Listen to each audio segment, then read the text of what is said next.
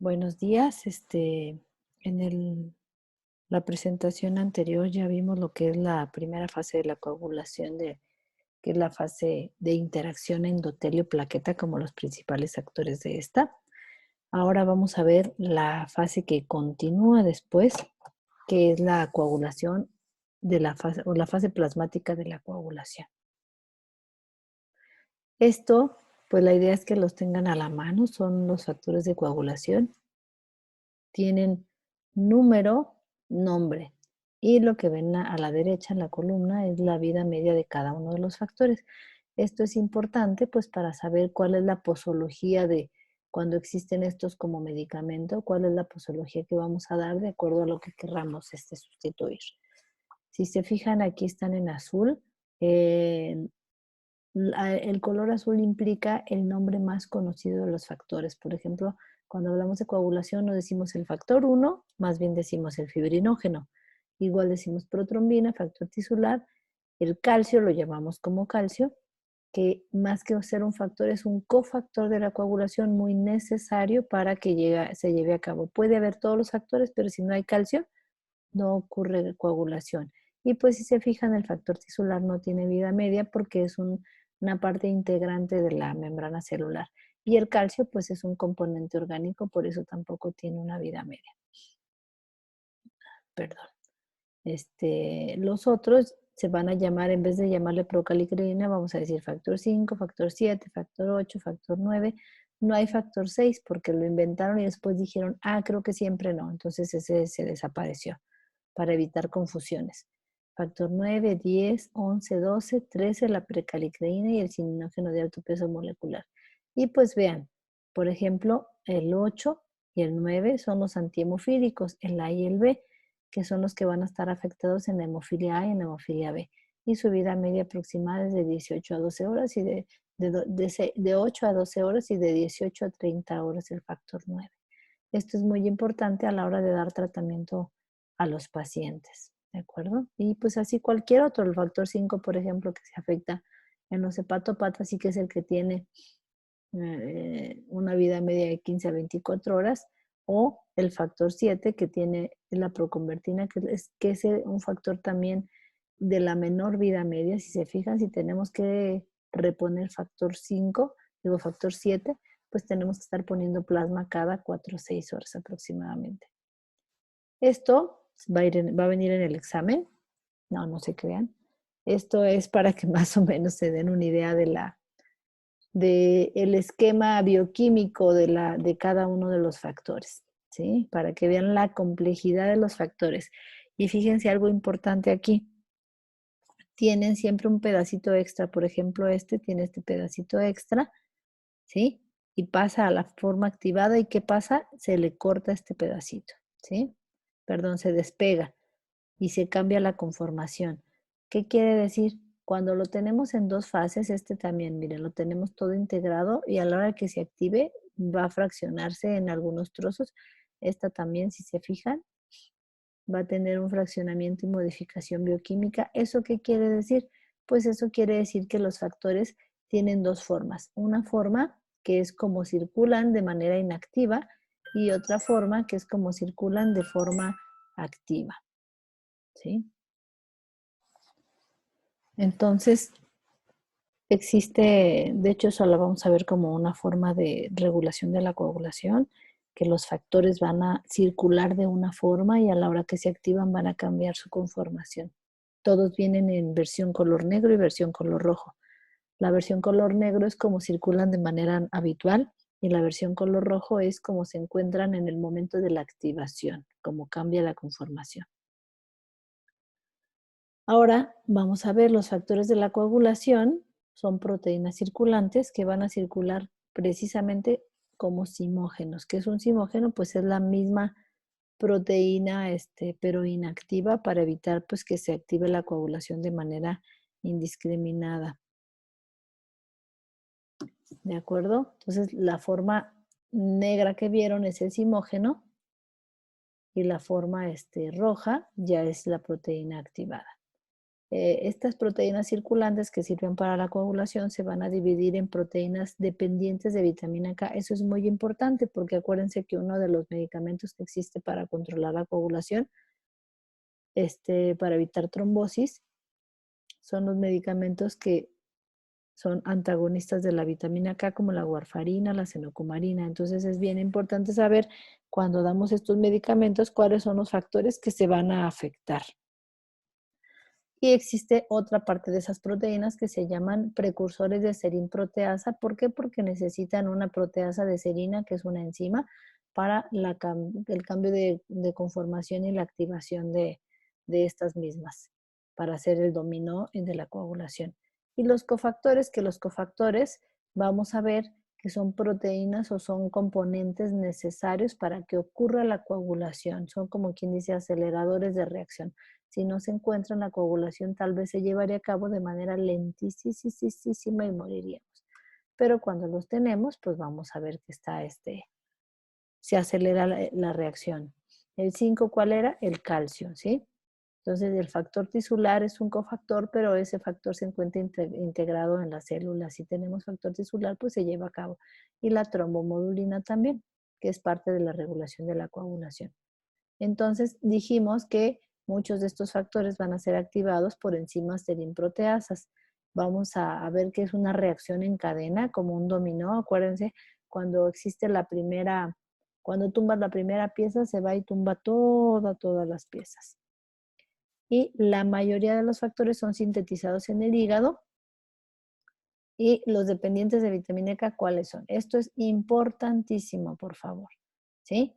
Existen proteínas de la coagulación que son procoagulantes y otras que son anticoagulantes y ambas son importantes para llegar a un equilibrio. Entonces, de las procoagulantes, dependientes de vitamina K, vamos a encontrar el factor 2, factor 7, factor 9 y factor 10. Y por el contrario, de la regulación de la coagulación o las proteínas anticoagulantes, vamos a encontrar la proteína C. Esta no es la proteína C reactiva, esta es la proteína C de la coagulación y la proteína S. Y tienen un residuo GLU. Todas los factores de coagulación K dependientes van a tener un residuo GLU que se tiene que conformar por una carboxilación. Entonces, ¿qué pasa si no tenemos vitamina K? No ocurre la carboxilación y este residuo no se modifica, por lo tanto van a existir los factores, pero no van a servir. Por eso es importante tener vitamina K en la formación de estos factores. Si no la tenemos, pues sí andan circulando, pero no se pueden activar porque no tienen este residuo GLA, que es el que nos va a servir para justamente la activación de los factores. Y esto pues es lo divertido de la coagulación. Como vemos aquí, tenemos las proteínas procoagulantes, 5, 8, fibrinógeno, factor tisular, ¿sí? Y las otras que son las proteínas de serina, como parte de las procoagulantes, ¿de acuerdo? Y vamos a tener por este lado las proteínas fibrinolíticas. Acuérdense que la coagulación es un equilibrio de la parte anticoagulación que está del lado derecho, como son las proteínas reguladoras, antitrombina 3, trombomodulina, proteína S, proteína C, inhibidor de la vía del factor tisular. Y del lado izquierdo vamos a tener las fibrinolíticas. ¿Se acuerdan la remodelación del coágulo? Estas nos van a ayudar a destruir el exceso de coágulo y nos van a ayudar a remodelar el vaso para que esté de manera normal. El inhibidor de la vía del activador del plasminógeno, el alfa-2 antiplasmina y aquí vamos a encontrar la proteína C, también es de las anticoagulantes, pero esta se encuentra, este círculo de en medio lo que implica es que hay muchas de las proteínas que interactúan en las diferentes fases de la coagulación, entonces es un sistema que se encuentra integrado de manera amplia. Ahora vamos a ver cuál es el mecanismo o el proceso como se lleva a cabo la coagulación. Vamos a tener en un principio la sangre en fase líquida, después ocurre un daño vascular, después del un daño vascular que va a ocurrir, la sangre de estar en fase líquida va a pasar a formación de un gel. Y esto pues gracias a la cascada de coagulación. Ya vimos, tenemos las proteínas simógenos circulantes, va a ocurrir una proteólisis en el sitio del daño con la activación por enzimas y de aquí se va a desencadenar la coagulación por La primera que sería el esquema de la coagulación. Esta es una forma antigua de verlo, pero es una forma de entenderlo. Actualmente se sabe que no hay una vía u otra vía, que ambas vías son complementarias para llegar a la formación del coágulo y que pueden interactuar en todo momento, ¿de acuerdo? Pero para que más o menos se den una idea, pues se consideraba antiguamente que existía una vía que era la intrínseca o de contacto. ¿Por qué? Porque ocurría cuando la sangre se ponía en contacto con ciertas sustancias como el vidrio, el plástico o la misma trombina, que empezaba la coagulación, ¿sí? No hay hemorragias en deficiencia de factor 2. Esto es importante tener en cuenta porque aunque es un factor procoagulante, este es un puente con la fibrinolisis. Entonces, cuando hay deficiencia, en lugar de haber hemorragia, puede haber trombosis porque no se activa la fibrinolisis y el coágulo puede crecer de más y tapar la circulación. Y la contraparte, que es la vía extrínseca o la vía del factor tisular, esta da inicio con el factor tisular, que es una parte integral de la membrana de las células, ¿sí? Las células extravasculares expresan el factor tisular, que quiere decir que no se encuentra expresado de manera continua, sino que está internalizado. Ahorita se los voy a enseñar. Y solo cuando ocurre daño tisular se va a exponer y va a empezar la coagulación de esa forma. Aquí vamos a ver la vía del factor tisular. Tenemos en los vasos sanguíneos, tenemos una capa adventicia vascular, queratinocitos, células epiteliales, ¿sí? Todas estas células, además de la capa adventicia, todas estas células van a expresar de forma importante el factor tisular, ¿sí? Entonces vamos a tener exposición cuando hay daño tisular, se expone y se expresa el factor tisular. El factor tisular va a anclar al factor 7, con lo cual lo va a activar. Aquí vemos, ¿sí? Tenemos el factor tisular, se va a pegar el factor 7 y con lo cual se va a activar el factor 7 y va a quedar el complejo factor 7 activado, factor tisular. La afinidad es 1 a 1, una molécula de cada uno. Se va a activar y con la activación del factor 7 se va a iniciar la coagulación porque el factor 7 va a activar al factor 9 y al factor 10. Vean aquí. Aquí tenemos la membrana. ¿Se acuerdan la definición de membrana celular? Es una capa de lípidos, es una bicapa de lípidos. Aquí vamos a encontrar. Estos son lípidos y están unidos de forma hidrófoba e hidrófila, ¿sí? Las puntas hacia adentro y la parte hidrófoba hacia afuera, precisamente para mantener la forma de la célula. Y van a tener proteínas integradas en la membrana. Vean, existen algunas proteínas que son transmembrana. Transmembrana quiere decir que van a estar de lado a lado de la membrana, o como los fosfolípidos son transmembrana también. Sí, aquí están los fosfolípidos, una proteína integral que es parte de toda la membrana desde el interior hasta el exterior de la célula. ¿Sí? Ahí va a haber unos componentes extracelulares y otros intracelulares. Y esta azul que ven aquí es el factor tisular. ¿Qué quiere decir? Que el factor tisular, si se fijan, no abarca toda la membrana. Se encuentra de manera interna y la parte externa no se expresa. Pero ¿qué va a pasar cuando ocurre daño? Pues esta se va a desplazar hacia arriba y se va a expresar para que ocurra la coagulación. Ahora vamos a ver. ¿Se acuerdan que les dije que el tapón plaquetario era la base para poder empezar la coagulación? Pues los factores de la coagulación no se pegan si no hay una membrana celular donde empezar a hacerlo. Por eso es importante. Si vemos aquí, vamos a tener la vía intrínseca, tenemos el factor 8. Vamos a tener entonces, por ejemplo, tenemos el factor 8 que se activa, este a su vez va a activar el factor 9 y juntos se van a unir al factor 10 para activarlo. Una vez activado el factor 10, pueden ocurrir dos cosas. Se queda ahí mismo y se continúa la coagulación, o este puede migrar a una siguiente célula, ¿sí? Para formar justamente el conjunto de factores que van a activar la formación de fibrina, o puede ocurrir como la parte de abajo, ¿sí? El factor 8 activado y 9 activado van a activar al 10 y una vez activo sobre la misma membrana de la célula va a causar el mismo complejo con el factor 2 y el factor 5A que va a generar la formación de fibrina. Entonces, vean, todo es en membranas celulares. ¿Y qué membranas celulares son? Pues las plaquetas, que fueron las que estuvieron ahí haciendo el tapón plaquetario y son superficies celulares. En el endotelio también. Este es más o menos el esquema de la coagulación para que se den una idea.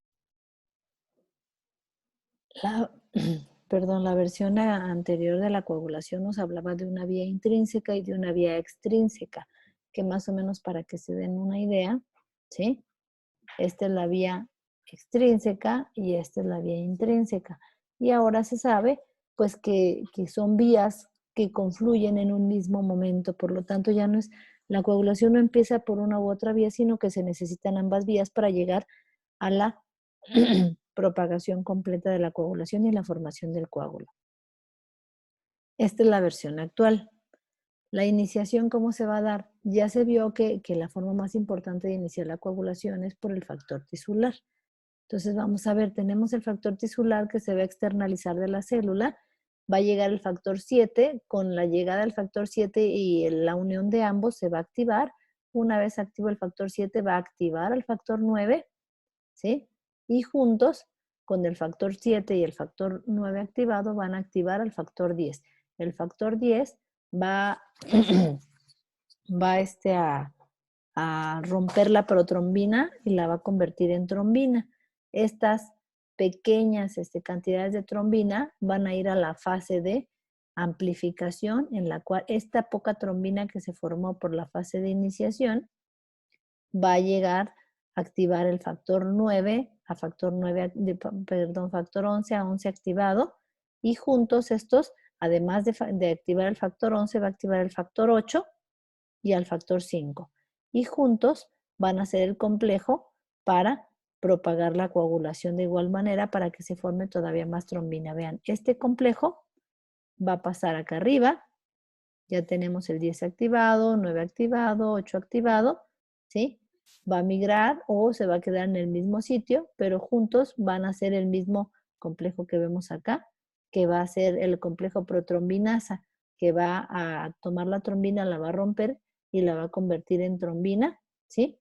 Y la trombina a su vez va a dar el último paso, que es convertir el fibrinógeno en fibrina, que el paso final de la coagulación pues es la formación de fibrina, que es la que va a dar el coágulo como tal. Es un poco compleja porque pasa en un mismo momento, pero más o menos, si se fijan, pues están todos los factores integrados, ¿sí? Y el paso final que vamos a tener, ¿cuál va a ser? Pues la formación de trombina, debido a el complejo protrombinasa, que es la unión de estos factores en la célula, para activar la protrombina y convertirla en trombina, y la trombina va a convertir el fibrinógeno en fibrina, que es el paso final. Esta es otra manera de verla con la versión anterior. Del lado izquierdo tienen la vía intrínseca. Vamos a ver, la sangre tiene contacto con alguna superficie. Va a activar el factor 12, el factor 11, el factor 9, el factor 8, y si se fijan, ya que llega al factor 8 van a activar el factor 10, ¿sí? Y lo que dicen es que puede ocurrir que se forme la trombina y esta trombina va a retroalimentar la vía, perdón, va a retroalimentar la vía y va a ocurrir la coagulación por ambas vías o viceversa. Empezamos por la vía extrínseca, que es el daño tisular, la exposición del factor tisular, la unión del factor 7. Este es el complejo 10-ASA o activador del factor 10. Y este a su vez pues va a activar la vía intrínseca por un lado y por otro lado va a llegar a la formación de fibrina. ¿De acuerdo? Y si se fijan, aquí está el factor 13, que es uno de los que va a estar de unión con la fibrinolisis. Perdón, hace rato les dije el 12, pero era el 13. Que también el 12 tiene un poquito que ver con la activación de la fibrinolisis. Pero vean aquí algo relevante de este esquema es el calcio. ¿Ya vieron? Existe calcio en diferentes pasos de la coagulación. Si no tenemos calcio, no pueden llegar a ocurrir. Esta es otra manera de verlo. Arriba es la vía intrínseca, abajo es la vía extrínseca. Y si se fijan, calcio, calcio, calcio. Aquí tenemos calcio y fosfolípidos, ¿sí? Calcio y fosfolípidos, ¿sí? Calcio, fosfolípidos y factor 7. Todos estos, lo que se ve es que son los cofactores que tiene la coagulación, pero si se fijan, ambas vías al final van a llegar juntas hacia la activación de la protrombina a trombina y con eso del fibrinógeno a fibrina, los monómeros de fibrina, y después el factor 13 para destruir la fibrina y empezar la remodelación del vaso. ¿De acuerdo? Acá en la parte de abajo también vean las interacciones de ambas vías. ¿Sí? Y al final ya tenemos formación de fibrina. ¿Cómo se va a formar la fibrina? No sé si como intensivistas van a estar muy en contacto con algo que llaman el dímero D, seguramente lo han escuchado. ¿Y qué es realmente el dímero D para que entiendan por qué traduce coagulación? Vean aquí.